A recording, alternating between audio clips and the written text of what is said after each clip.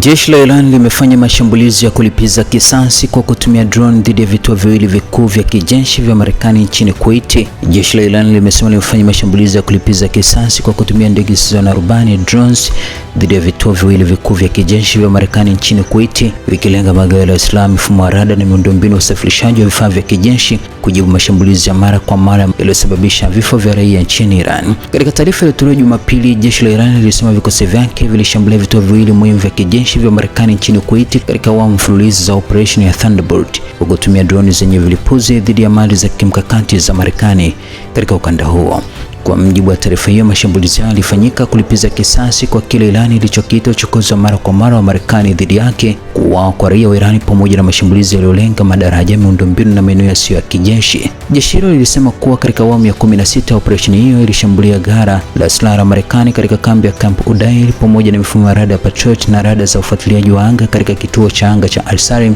nchini Kuwait. Kwa mjibu wa jeshi la Iran, Camp Udair ni mojawapo ya vituo muhimu zaidi vya kijeshi vya Marekani katika eneo hilo, kipo takriban kilomita 104 kutoka mipaka ya Iran na hutumika kama kitovu cha kusaidia na kupanga upya vikosi vya Marekani. Jeshi hilo lilidai kuwa kuvuruga shughuli za kambi hiyo kutakuwa na athari kubwa kwa operesheni za msaada wa kijeshi za Marekani katika eneo hilo la Mashariki ya Kati. Aidha, jeshi la Iran lilitaja kituo cha anga cha Al-Sarim kuwa ni kitovu kikuu cha usafirishaji wa vikosi vya anga vya Marekani na lango muhimu la kupeleka wanajeshi na vifaa vya kijeshi kuelekea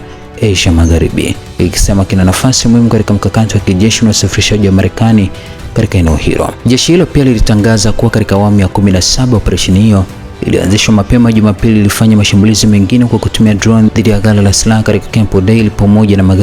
na maghala ya kuhifadhi vifaa vya kijeshi na makazi ya wanajeshi katika kituo cha anga cha Al-Sarim. Jeshi la Iran lilisema mashambulizi hayo mapya ni sehemu ya hatua za kulipiza kisasi kutokana na kile kilichodai kuwa ni ukiukwaji wa mikataba ya kimataifa na uhalifu dhidi ya raia uliofanywa na Marekani. Katika taarifa yake, jeshi la Iran liliweka mkazo kuwa kampeni yake ya kijeshi inalenga kulinda utambulisho wa taifa na wananchi wake ambao kwa mujibu wa mafundisho ya Kiislamu hawafanyi dhuluma wala hawakubali kudhulumiwa.